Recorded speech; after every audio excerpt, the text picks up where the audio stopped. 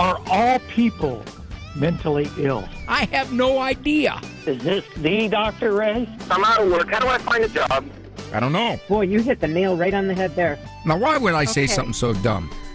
I don't know. I don't remember what I said. Help me out. I listen to you all the time. You're my shot in the arm. Well, it makes sense from your perspective and your individual brain. And I guess that's true, but doggone. Well, are you better than God? No way. I think I'm going to have to change this channel. I'm sorry. Oh, no! Great stuff, Dr. Ray. I'm glad I called. Now, from the studios of Living Bread Radio Network in Canton, Ohio, the hometown of Mother Angelica, here's Dr. Ray. Very nice to have you with me. I'm Dr. Ray Grandy. The program is The Doctor Is In. Not in as in cool or with it or boffo. In as in present. The Doctor is present. This is the Monday variant of The Doctor Is In. This is Look. No, this isn't Look. This is E-Person Monday. I do not say email. I do, but I'm careful about it because I don't want to be gender exclusive. You know, male is, it's spelled different. It's a homonym, but at the same time, you know, I just try to be delicate every way that I can. I don't want to be insensitive. So we don't. I take a look at your e-persons and attempt to answer them along the way. I don't generally just read it and say, okay, here's my thoughts. I go through it and in between the lines make comments as it goes on. Kind of like a call. The only difference is I can't ask any questions. I have to just take whatever information comes through on the e-person. Now, all that said, when I put the e-persons aside for comment in a future show, I read them. I recognize that they would lend themselves well to an e-person Monday, but I don't remember the conclusion, usually, of the e-person. So that makes it a little more of an exercise for me to speculate where this is going to go and to see if in fact I anticipate the conclusion of the e-person. So I'll get to that very shortly. Let me go to this. This came in. There's a gentleman says here, it took me years to appreciate your humor in a psychology show, but I appreciate what you shared. Now, I got several comments on that. Why did it take you years? One, my humor wasn't that good, and you figured, well, I don't know if in fact this guy is trying to be funny, but he's not. All right, that could be it.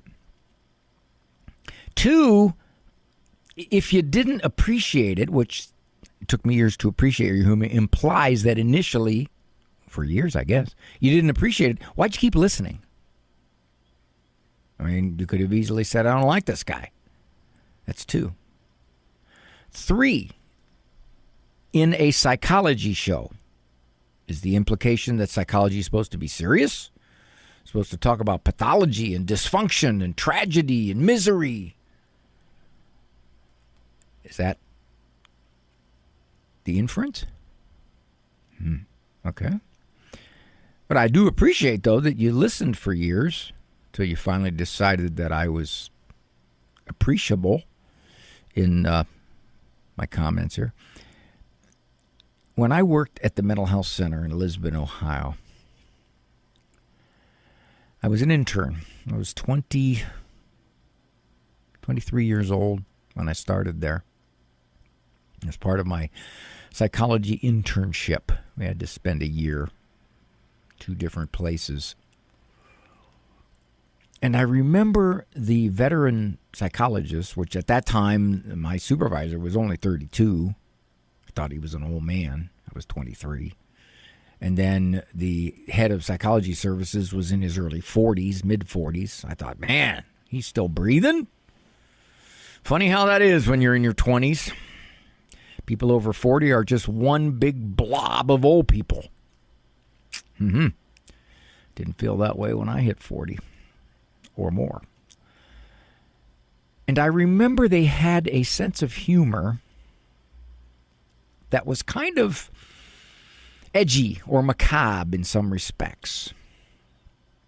And I thought, well, that's interesting. These guys kind of got a loose sense of humor here. Not disrespectful, not demeaning, but it was just kind of an odd look at life. And then, as day in and day out, I saw folks come through, and I saw people that were particularly unhappy, or rough marriages, or out-of-control kids, or emotional struggles. I realized, yes, it was a counterbalance. It was something that you have to laugh, because you can't immerse yourself in that much human sadness and tragedy without it taking you down. The human mind is not capable, day in and day out, of listening to the difficulties and the sadness and the tragedies and the hurts and the pains and the anxieties, and you go to the thesaurus and pick out any negative words you want, because it does things to you.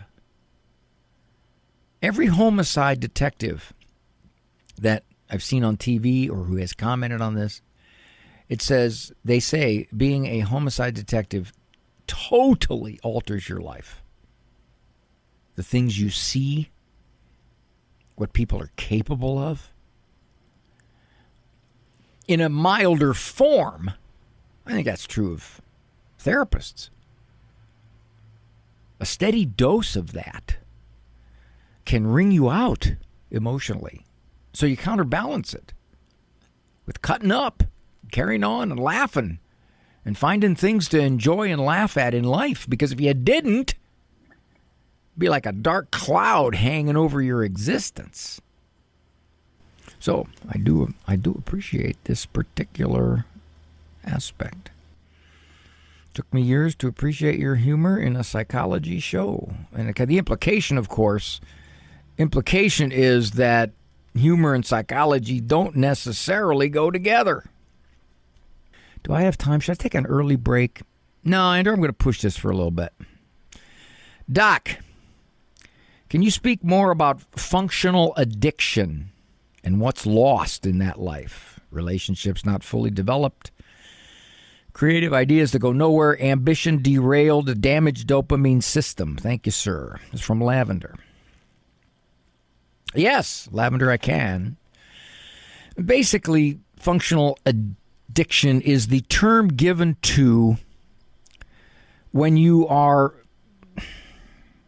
badly influenced by drugs or alcohol, most likely alcohol, and you still essentially carry on most of the activities of existence.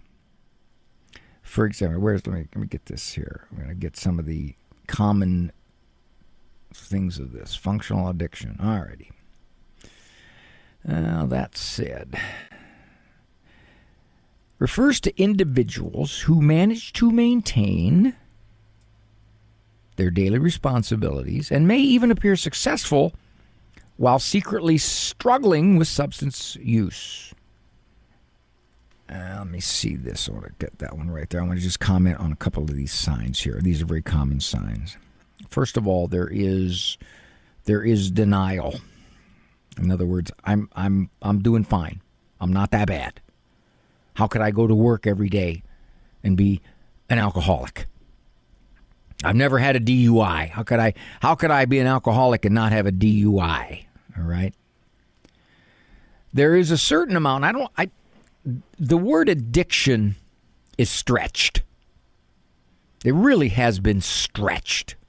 It now encompasses anything that is a pattern that may be very hard to break, But addiction, in its traditional sense, used to be pretty specific.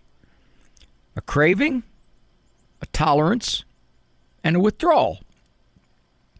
Used predominantly for drugs or alcohol. Well, now addiction is kind of stretched into video games, sexuality. All right, give me a second. Here we go. I'm going to get a couple of these I want to comment on. Unable to limit oneself. Functional addiction essentially says, look, I got to have my beers. I come home, I got to have my beers. Or I go out, I got to have 3 drinks, 4 drinks. Well, can you cut that back? Well, I've tried. Didn't go anywhere. Okay.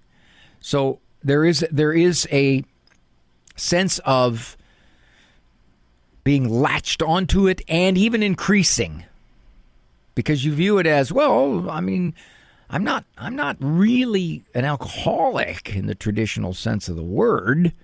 And so, yeah, I enjoy drinking, but I can get a little bit more here.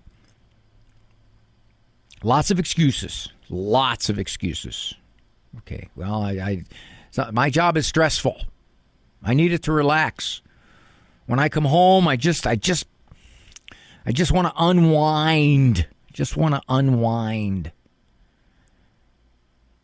Kind of like teenagers. Your cohort, the people you hang with, also use chemicals or smoke dope or overuse alcohol. You see drugs and alcohol as kind of your due. You know, you work hard. You're busy. You're under a lot of stress at work. Whatever. So this is my form of relaxation. This is how I unwind. This is something that really it kind of keeps me balanced is what it does. Again, it's the justification. You got to find a justification. I just do one more here. I don't want that one. You deny, as I said earlier. That's very, very common. You deny. I'm not that bad off. I'm not going to AA. What do you think? Those people are alcoholics. Their lives are ruined. Now, Lavender's point was, yeah, but there's an awful lot of stuff that doesn't come to its full potential. Totally agree. You may not move up the ladder at work anywhere near as much because, well, you got your brain kind of softened with alcohol and chemicals. Or you may be unattached to your family. Events that you would otherwise go to, you don't. Why? I'll just stay home. I'll stay home and drink.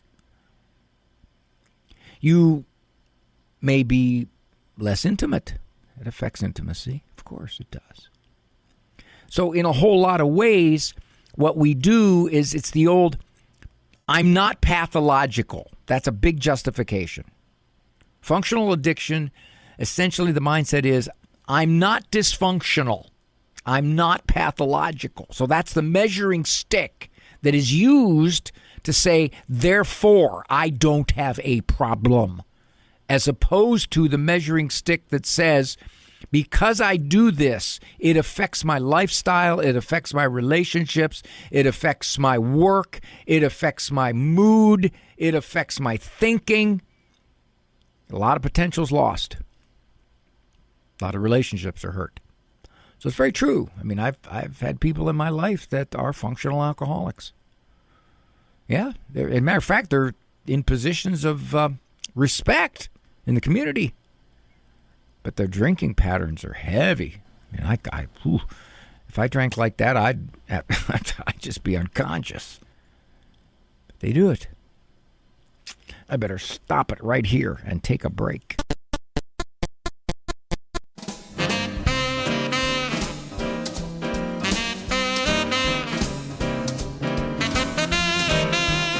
Thank you for joining me here on The Doctor's In. This is E-Person Monday. My producer, Manny Kuchek, there in Ann Arbor. This is where I take a look at the E-Persons that come in. Do my very best to give some thoughts on them. This one came in. Dr. Ray, are you somewhat aware of genetics in their study? I've always been fascinated by genetics. It amazes me. There are not too many things in genetics that are a one-to-one correlation, but here's one. Did you know that if your parents did not have any children, you won't either? Yeah, that's a one-to-one. Hello, Dr. Ray. We have 3-year-old twin boys attending preschool in France. Both are in the same class. Recently, their teacher conveyed her concerns about the boys' language development. She told us that they are comprehending well. Well, that's good. That comprehension is a big thing in language development. That's a nice sign. But they're not speaking much in class. There could be a lot of reasons for that. We'll talk about those in a second. She would ask them questions and they would not answer her. Now, that doesn't mean that they don't understand her. There could be reasons for that, and I will share with you some like circumstances I had when I consulted the Head Start programs. Another concern she had was that the boys are only playing with each other and never with other classmates. She suggested to have the boys placed in separate classes, which may help the boys in their language. I don't know if it would help them in their language. It would probably make it a little more likely they'd play with somebody else unless they just decide to play by themselves. That could be too. The boys are bilingual, French and English. So I'm going to assume that the teacher speaks French. When we or other family members ask them about school, they often don't answer us either. They tend to talk about random stuff. We like to keep them in the same class because we've seen them refuse to go to school if one child is sick and the other has to go to school by himself. We'd like your thoughts on having them be in different classes. Is it beneficial for their learning developments, or will it cause some kind of separation anxiety? It's not unusual for twins. I mean, I don't know if these are identical twins, fraternal twins, to be a little slower to develop. That's not all that unusual. Regarding their not speaking, not giving an answer when they're asked a question, I don't know why that would be. If she says their comprehension is okay, then they're probably understanding what she's asking. She's probably not asking anything real complex like, given the current speed of light, and E equals mc squared, with m being mass and c is the speed of light squared. This is the producing of energy. No, she's just asking them, do you want to go outside and go to the bathroom? Okay. And if they're just looking at her, they probably understand it. They just don't want to talk. Now, it could be they're very shy. That's why they don't play with other kids. A little socially unsure of themselves. They're only 3. I want to know if they're early 3 or late 3. That's another factor. They play with themselves. They only play by themselves together, nobody else. Would they do better separated? I can't say, but I don't think it'd be a harm. Now, you've already said that when the other doesn't go, the twin doesn't go. So you're going to have to weather that. You're going to have to make it so that they go. And it may simply be that, twins have a pretty tight bond. They truly do. A lot of people will talk about twins having a language all their own when they communicate. So it simply may be that they are much more comfortable with the twin there. The question becomes, will you disrupt their psyche? Will you put them in an anxious state if they have to weather the fact that their sibling is not with them in class? I think you'll get resistance. Now, if you're going to future speculate and say, okay, therefore, because I got resistance for 3 weeks when I separated them into different classes, when they're 21, they're going to have anxiety issues. No, you can't say that. Can't say that at all. So it's a decision you make here, Mom. I would say this. If there are developmental delays, and these developmental delays are reflected in the fact that they aren't talking all that much because they don't comprehend, that's the big one, she says they do, you can get an overall IQ test done. It's not difficult at all. Just get a referral from the preschool teacher, etc. May have complications because of 2 languages. You get 3-year-olds who can already bilingual. That's pretty impressive, to tell you the truth. But you don't know how that kind of complicates their expression. It could be, this is a speculation now, but it could be that when the teacher's speaking to them in French, they're not as fluent. And maybe they don't quite understand. Maybe she talks too fast. Maybe her particular mode of French expression is different than the French expressions they're learning at home. All these things can complicate the picture. If you want to put them in different classes, go ahead, see what happens. If you don't, you don't. Okay.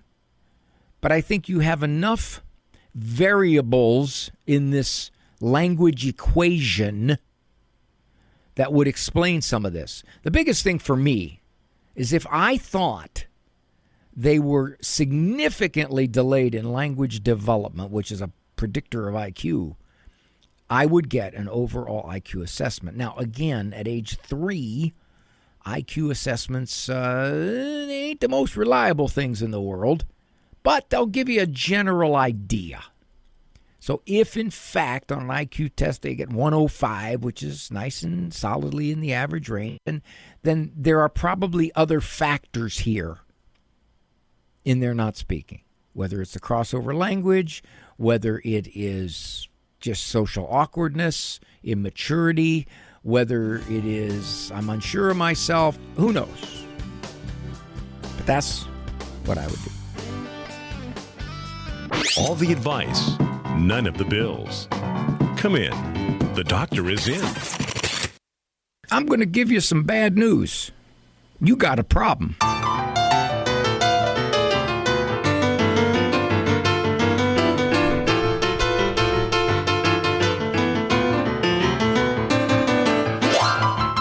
Dr. Ray, did you have any imaginary friends when you were growing up? I did.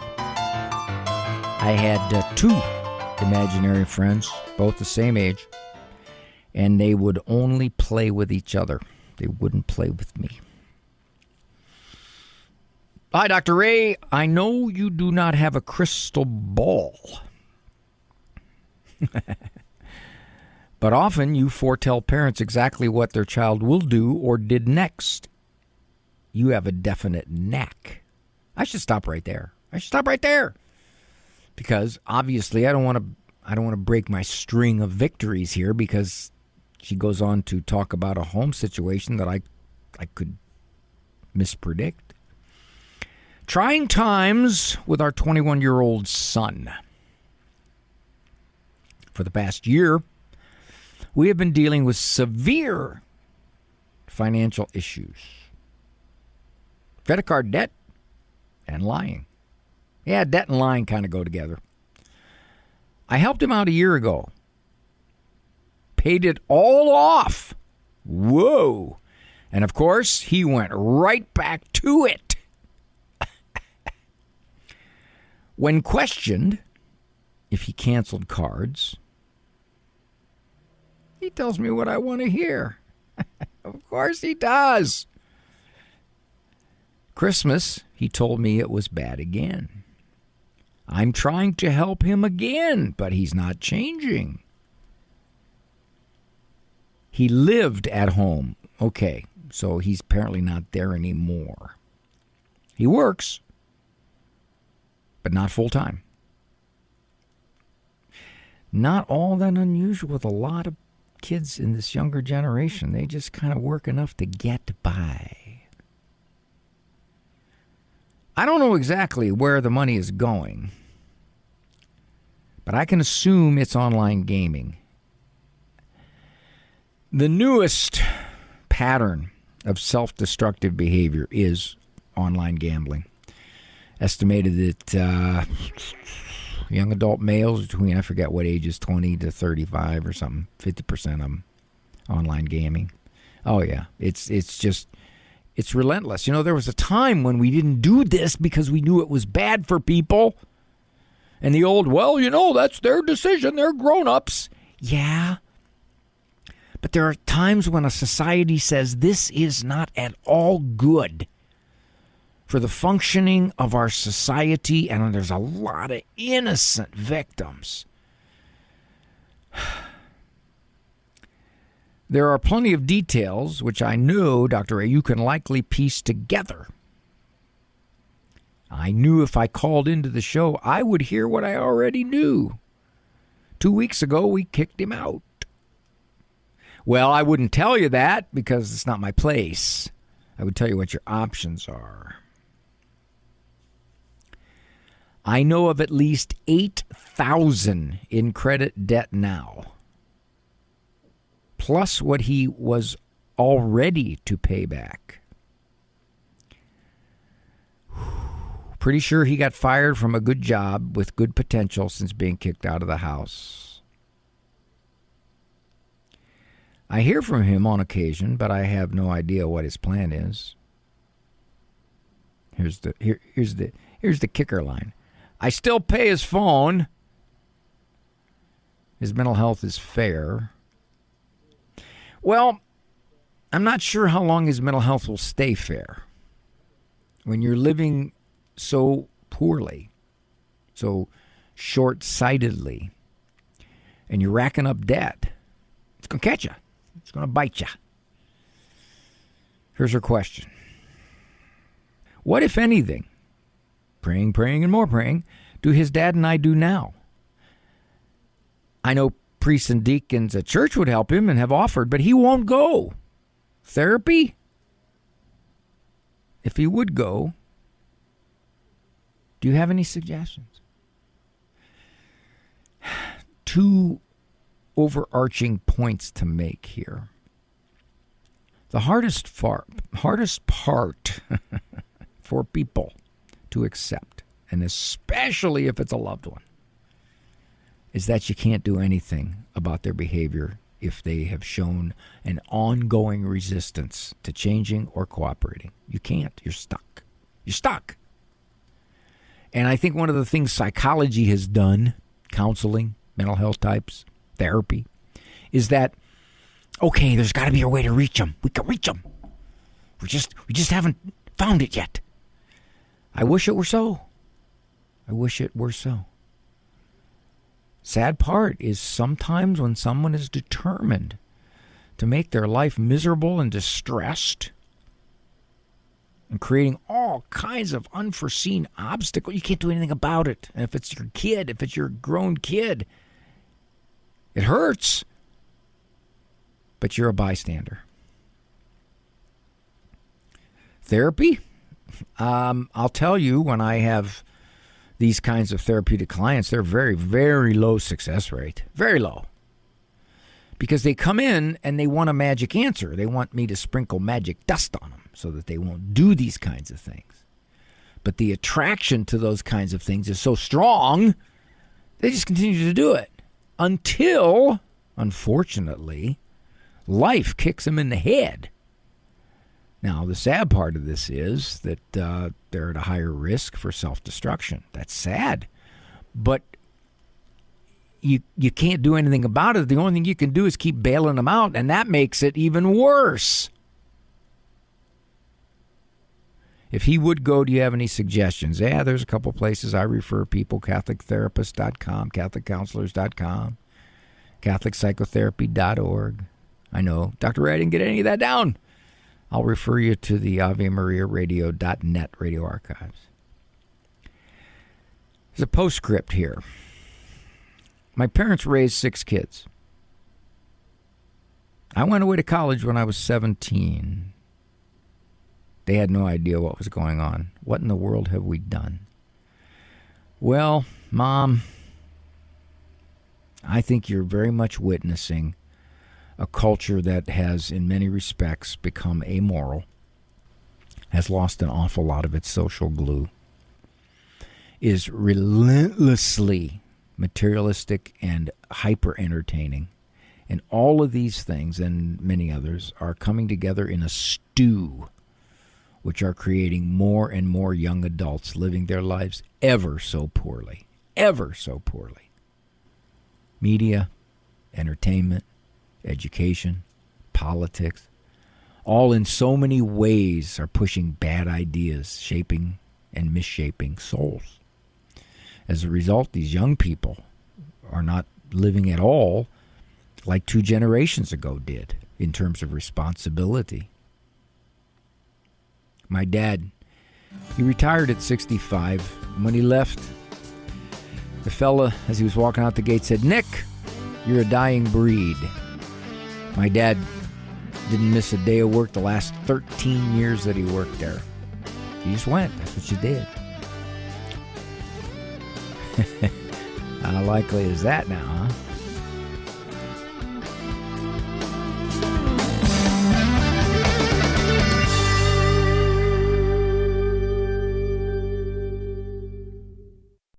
This is Life News Radio. I'm Jim Anderson. The Fifth Circuit Court of Appeals Friday temporarily blocked mail-order abortions. Carol Tobias of National Right to Life says mail-order abortion drugs bypass basic protections such as physical exams, accurate pregnancy dating, screening for ectopic pregnancy, and the abortion by mail scheme.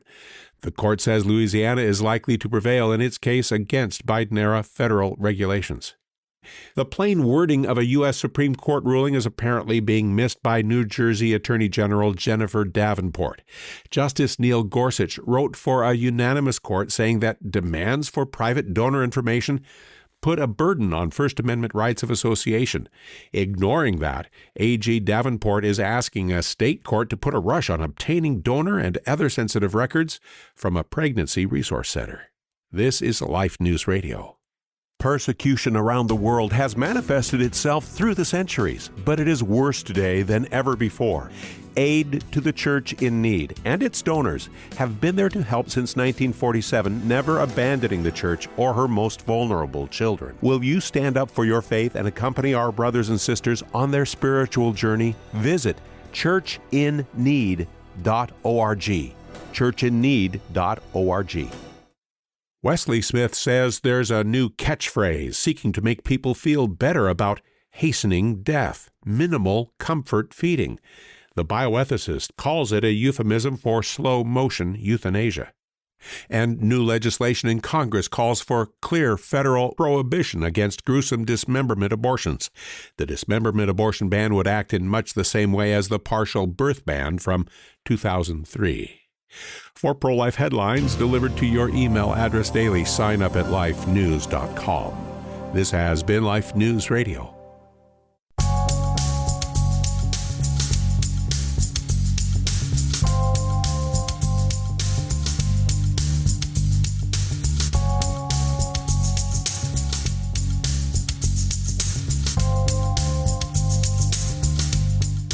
Thank you for joining me here on The Doctor Is In. This is E-Person Monday, where I take your past and present email communications and give some thoughts. Been doing this E-Person variant on Mondays for probably about, Andrew, 11, 12 years now. And some of these E-Persons come from the radio program, some come from the TV program, Living Right with Dr. Ray. Dr. Ray, you mentioned on an episode about advice that God doesn't care how skilled in education, some typos here, how skilled and educated we are. No, he doesn't. Meaningless to him. I have used the example of an anthill. You and I standing over an anthill. I point down at an ant and say, see that ant right there? That ant is twice as smart as all the other ants on that hill. Would you be impressed? Not with my knowledge of ants, but would you be impressed with that ant's intellectual ability? You wouldn't. Why? Because it's an ant. Even though he's twice as smart as all the other ants, he's still an ant. Okay? You are thousands and thousands of times smarter, excuse me, than he is. The gap between that ant's intelligence and your intelligence is infinitesimally small relative to the gap between us, intelligence-wise, and God. So yes, you'd be the most brilliant person in the world. All that God cares about is his attachment to him, his seeking him, his obedience to him, his love for him.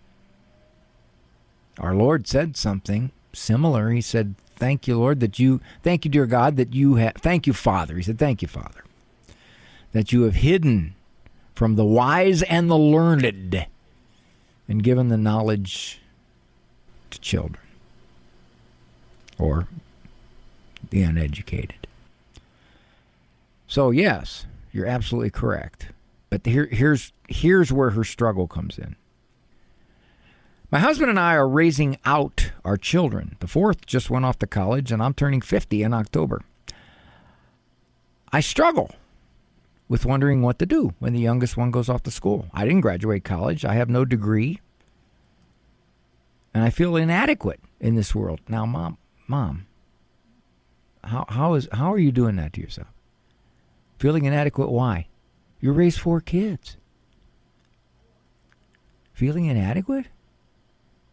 I will tell you this. I haven't necessarily noticed a high level of education with people's adjustment or their closeness to God. She says, I've tried to live by God's will and will continue to do so. There you go. There you have it. That's the best education you can have. Whatever else you do is icing on the cake. You can get a part-time job. You can get a full-time job. You can find something. I think you're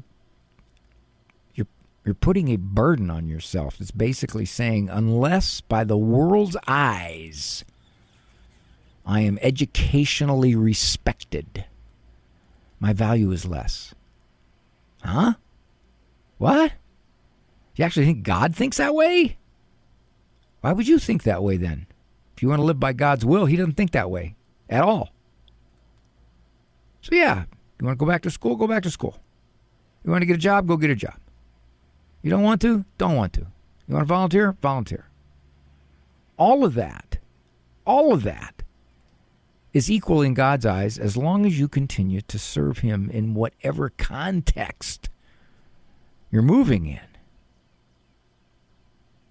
Thank you for your advice on answering my hidden question and struggle.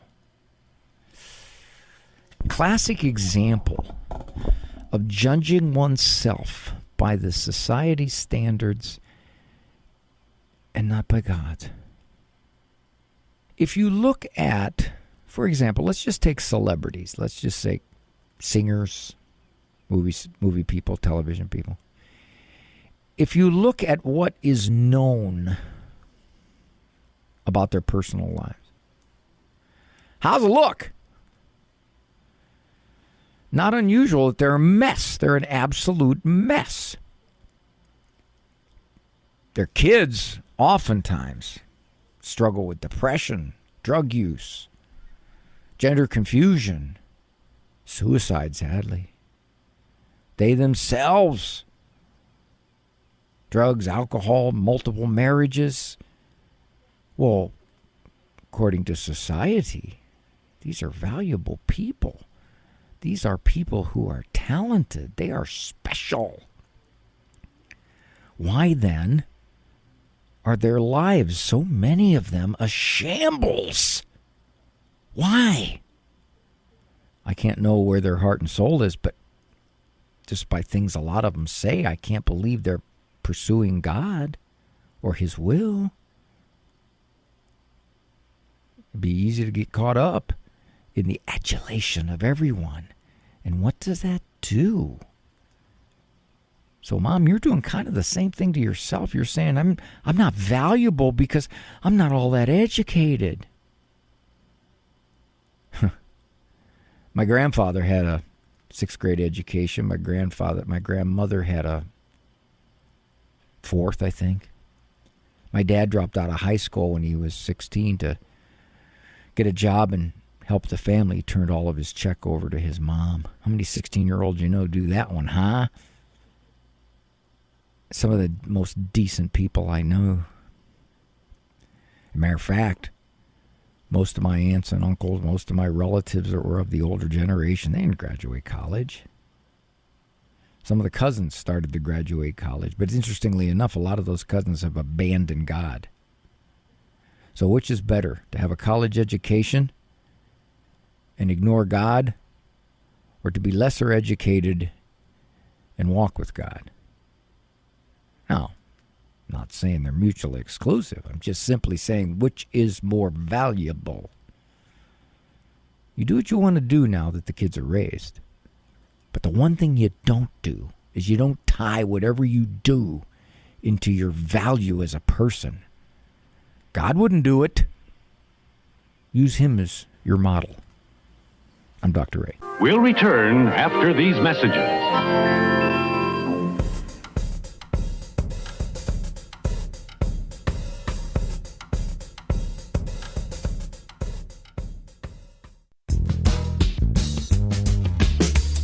Last e-person question. I will not tell you if this is a woman or a man. I will give you a clue. Hi, Dr. Ray. My very rough estimate is any e-person from a female begins with Hi, Dr. Ray 78.2695% of the time, but that is a rough estimate. If there's no nutritional value of a food item, say chocolate cake, is it sinful to eat it? Well, if it is, I'm in big trouble because I sin a lot.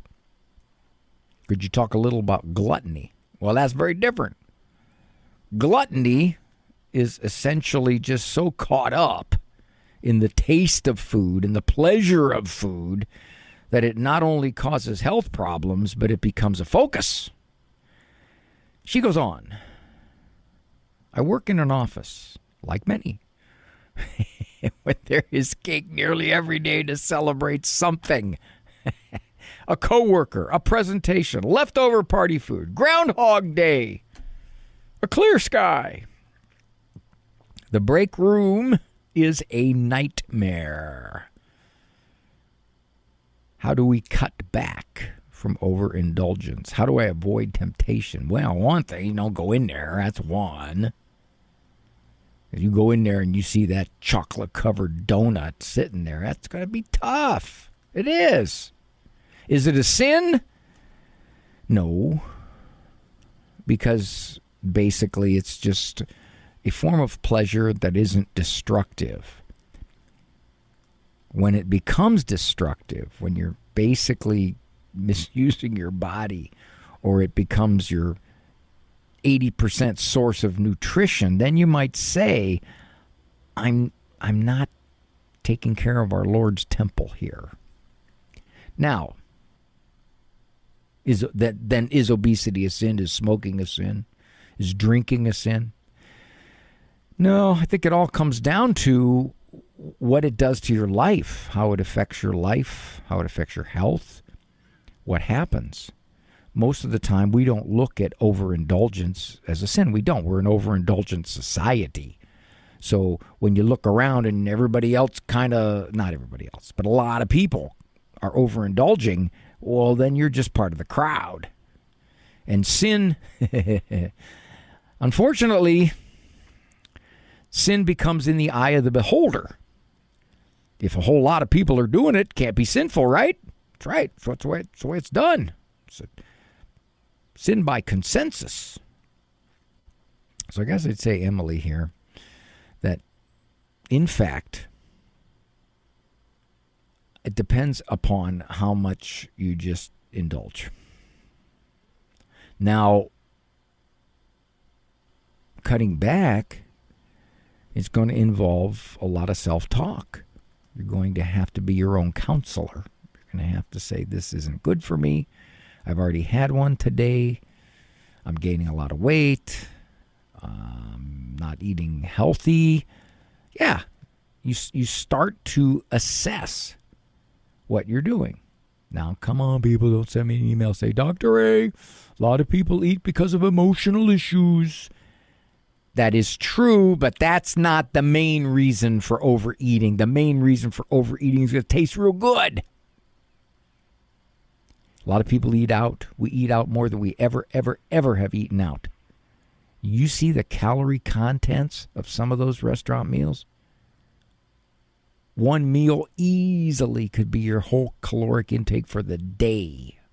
Easily. So the main reason for overindulgence is overindulgence. We do it. And part of it is when someone is significantly overweight, they didn't wake up one morning and look at themselves and say, what happened? It's a very gradual thing. It just continues to come on. And at some point, they haven't yet said, I do not like my eating habits. I do not like the shape of my body. I do not like the fact that it's labored going up steps. I do not like the fact that it's hard to get out of a car. And I'm only 38 years old.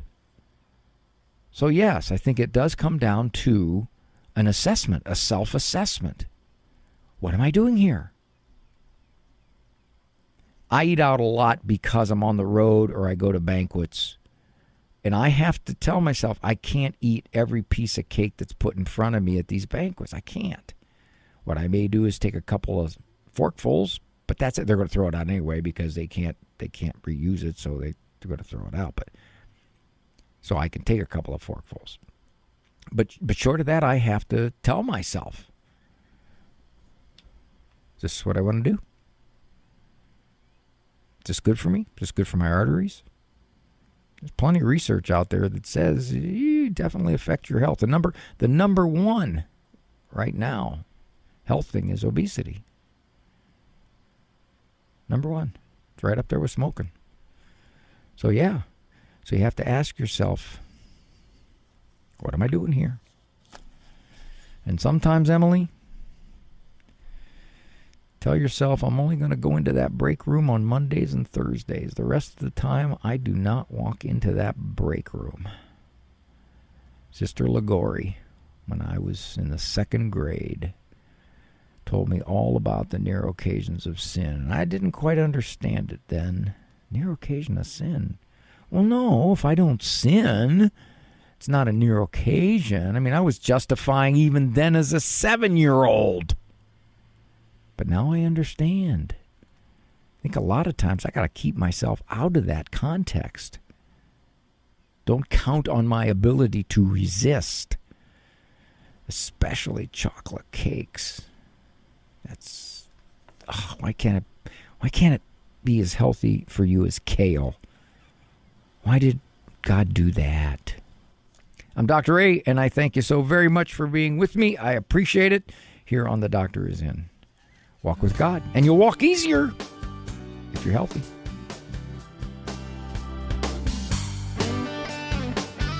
For information on Dr. Ray's presentations, books, and CDs, visit drray.com and follow him on Facebook and Instagram.